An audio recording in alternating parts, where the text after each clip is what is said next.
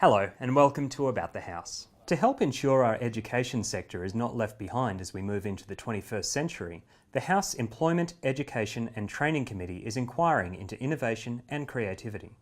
Committee Chair Mr Andrew Laming MP and Deputy Chair Ms Terry Butler MP have stressed the importance of tackling the issues early and planning for the future.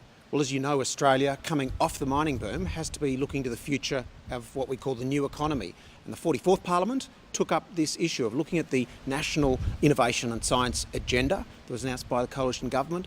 But down here in Canberra, both sides of politics agree. They concur that we need to be mapping, by planning early, the future of our economy by making sure the graduates of our schools and universities are ready for the jobs of the 21st century. That's what we're focused on, and I'm delighted that Terry Butler, my Deputy Chair, is joining me to continue this in the 45th Parliament. Oh, well, I'm pretty excited about this inquiry, of course, because we're looking at the university sector, the TAFE sector and vocational education training sector, and how they can interface together to really build innovation and creativity, which is what's really important for the new economy, I think, Andrew, don't you? Look, exactly, and why are we worried? We're concerned about a few things. We need our school system to be at the level of other great economies around the world. We do not want to be losing women in particular at school level from STEM, which is science, technology, engineering and math courses.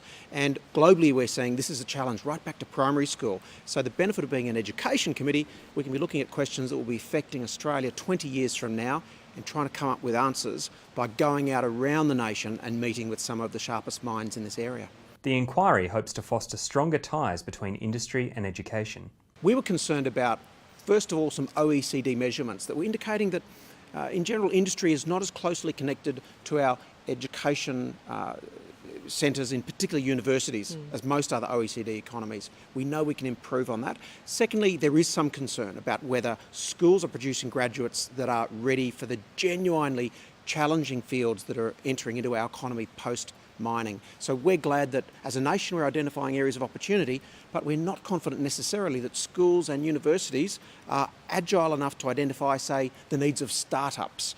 Andrew's talking about the real importance of making sure that young people coming through have got an attitude that's entrepreneurial, a get up and go attitude. That's what really Australia needs. And we talk about high growth startups, which are big creators of jobs, and that's the sort of intention of them.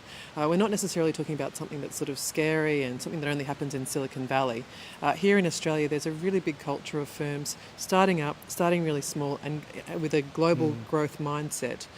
But our message to graduates out there is focus on problem solving, creativity, having the agility to possibly know that when you graduate you may not be working in the field where you earned your degree. To those out there that are in incubators and startups, we can do it as well as the rest of the world, and we can capitalise on what our great universities are doing, and never forget that over half of all innovation is taught in our TAFEs and our vocational sector. They haven't been forgotten with this inquiry.